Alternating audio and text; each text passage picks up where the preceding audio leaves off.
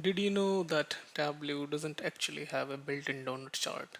But with a small trick, you can convert a regular pie chart into a donut chart in less than a minute. Let me show you how.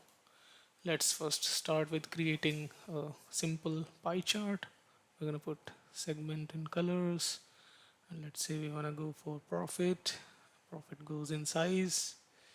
Change the chart to donut, sorry, pie. Let's change the view to entire view and turn on the labels. Okay, so our pie chart is ready. Now let's make this thing into a donut chart. So first we will do is create a dummy measure, sum of 0 here, and similarly another one. We'll just do it twice. Now click on the second one, right click and select dual axis. Now it merges into one. Now you will have to remove the headers. Both the headers are gone. Let's go and resize it. Let's make it a little bit bigger. Okay, this looks good. Now if you see, you have two aggregations showing over here, two marks card, or you can say.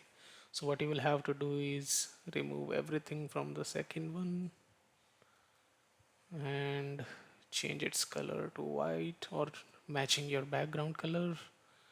Change the size of this little bit lesser and place it as we want. Okay, I think this looks perfect. Yeah, cool. And turn off the labels for this one. And just like that, our donut chart is ready using a very simple trick.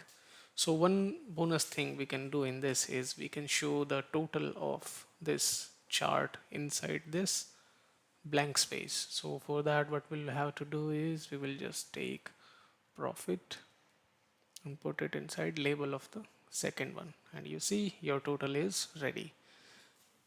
And that's how you can create a donut chart in Tableau using a simple pie chart. If you enjoy quick Tableau tips like this, subscribe because I regularly share short tricks that instantly improve your dashboards. Thanks for watching. Have a good day.